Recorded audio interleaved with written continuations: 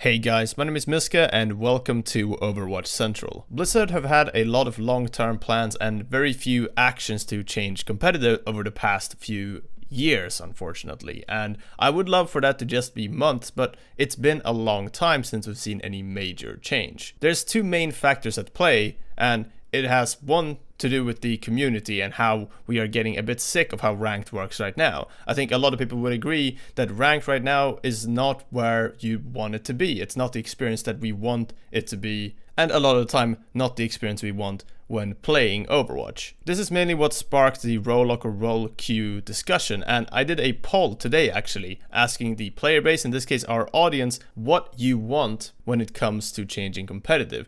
Do you want to see role lock and role queue in competitive in Overwatch? At the time of recording, 1,900 people have answered and 75% said yes. Bear in mind that this is just for competitive, ranked. We're throwing Overwatch League out the window entirely for now, don't focus on that at all. And what we can take away here is that clearly people want role lock or role queue because they want change. So let's talk about the pros and cons, because the way I want to present this is really from another perspective. Rather than talking about should we have role queue or not, does role queue do any harm to the game, would it get some people to stop playing and so on, and speculate about that, let's compare it to where we're at right now. Imagine that Overwatch was just created and the devs are about to put in ranked and they're gonna go with either option A or option B. Option A would be let people pick any character they want, don't put any limits on that, and you are matched with other players based on your matchmaking rating, which is purely based on wins and losses. That's how it works right now. Or would they implement option B, which would be a 2-2-2 role lock with a role queue with role-based SR, so you would have a different skill rating depending on which role you are playing. If we break those two down, then the only big pro that the current system really has here is freedom to pick whichever character you want. That means a bigger variety in compositions and a bigger variety in games, and with that also less consistency in how those games are played. Role lock obviously brings more structure, more consistency, but fewer options in how you can set up those teams. If you think about where we're at right now with ranked, I don't feel like the problem with Overwatch, or even, the unique thing about ranked, is that you can set up crazy compositions. A lot of the time in ranked, your problems are, why are we running 4 DPS? Can we run an extra tank? We're only playing one. Can someone please play support? We haven't had one for the past 5 minutes. Those are the questions and problems that people want to solve. So obviously a lot of the community lean towards role queue because of this. It's pretty understandable. Now this is where I want to bring up the cons and go through what Blizzard have actually said in the past and what they're already doing towards addressing these cons. The game is far from perfect right now, but role queue would obviously change some fundamental things about the game. The first one Jeff brought up back in February this year. I think it's a great idea, and I can go on at length to why I think Overwatch can and will be better with a role queue that locks people to a 2-2-2 comp. And if we wanted to pursue something like a role queue, it is months and months of rewriting on the matchmaking system. And I know this from doing deep, heavy research on it. I'm not just speculating. We actually have people doing work on this now. And then there's other things that are of great concern to us too, like, and this is not a fair number. It's not a fair statistic because it assumes no behavioral change. What would happen today if we put role queue live is that if you wanted to play a damage character, like you referenced, I want to play 76. Yeah. Right now, our average queue times are around 1 to 2 minutes long to get into a match. Your average queue time would go up as a damage player. Your average queue time would go up 13 to 26 minutes.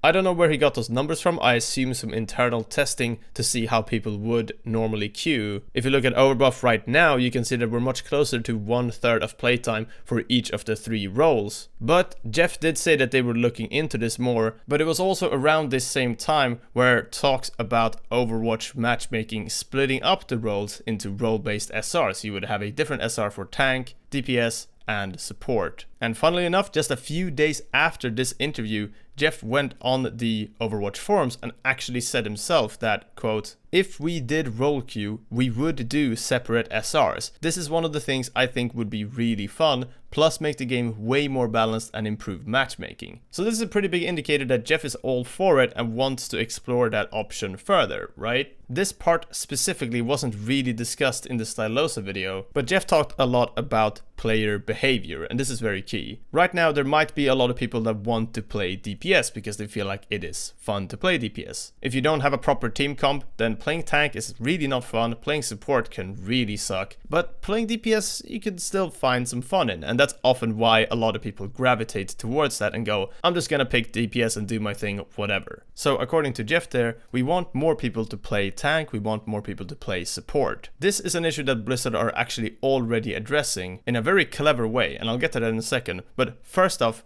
let's talk about how role queue itself would also address that. Role queue would mean that all of a sudden you can expect to have 2 DPS, 2 tanks, and 2 supports on your team. Right now, if you go into ranked and you think, alright, I'm going to pick Ana no matter what, you press Ana and you end up with 5 other DPS players on your team that all play DPS. Playing Ana kinda sucks at that point. You don't have a tank to defend you, you're gonna have 5 other people asking for healing, and you're probably just not gonna make a lot of progress in that match. It's just not a very good time. If you're not doing too well as a team in general in Overwatch, it's very difficult to have fun on a support character. This would just mean less support and, I mean, even less tank, the same thing applies really. But if you have a guarantee of a good team comp, then all of a sudden, the incentive to play tank and the incentive to play support is much better. As right now, the incentive to play tank and the incentive to play support are just not really there in the same way that the incentive to play DPS can be. So role queue itself, in a way, incentivizes more tanks and more supports to play because they can expect better compositions. Awesome. But even going back in time when Jeff Kaplan has talked about these issues around role queues and such, and around the DPS role, there are already examples of Blizzard working towards people playing more tanks, playing more supports, and giving more incentives towards playing those characters to create better compositions, more consistency, and with that more fun in ranked. Take BlizzCon, for example.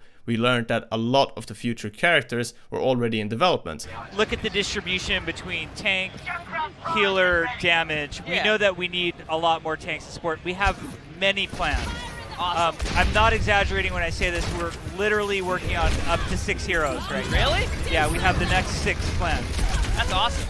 Cool. That's Blizzard already working towards changing that player behavior that is so key for role queue. In addition to that, there's been a lot of quality of life tweaks, just to make characters feel better to play overall. One character that's benefited loads from this is Orisa. There have been small improvements to Orisa made over time. Even that very small thing, like being able to deploy the shield as you're reloading without interrupting the reload, is huge. I've played so much Orisa, and even that change in itself just makes me want to play the character more because it's just less of a pain. Before these changes, I'd almost stopped playing tank altogether, but these changes really brought me back to playing more tank. The top most played characters right now on competitive PC are supports and tanks for the most part. You got 3 supports and 3 tanks in the top 6, followed by McCree, then 2 more supports, and so on. People are playing these characters more, and they are enjoying those characters more for very good reasons. Now, Bliss, if you could just help on my favorite tank, Winston, that'd be great too. He's doing pretty poorly down here. But regardless, they are working on things that are actually addressing this issue that they've kind of diagnosed. So let's go back to that. There's sort of 2 sides to it. There's the issue of consistency in games and ranked feeling like it's a bit of a coin flip to have fun. That inconsistency making the community want role queue. Then there's Blizzard seeing issues in player behavior with how people pick various characters. And there at least previously being such a heavy bias towards DPS and people picking those characters more, making the implementation of role lock more difficult, as DPS would have very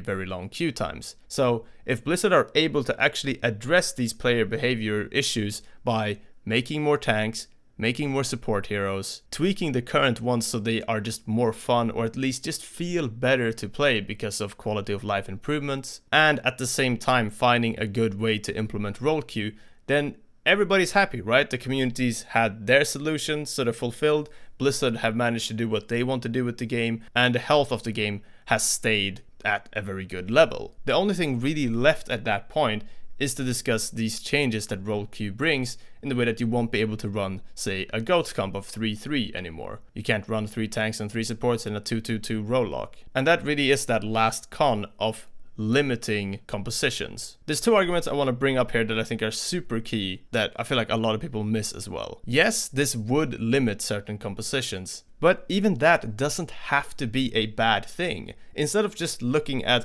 limiting that as something negative, it can be looked at as just a change to how the game functions. We've had this previously when the max count for a hero on one team was lowered from unlimited to 1. All of a sudden you couldn't play 6 divas on one team anymore. You couldn't play 6 Genjis on one team anymore. You had to actually pick one character and stick to it, and that was that. You were the only one playing that character on your team. This was not always a thing in Overwatch, and even when the game launched, this was not in the game. Definitely a huge change that limited team compositions variations a lot. This would do that again, and yeah, sure, it does it in a very different way, but that doesn't inherently make it a negative change. On top of that, right now, you have the exact same problem that you're talking about with role queue.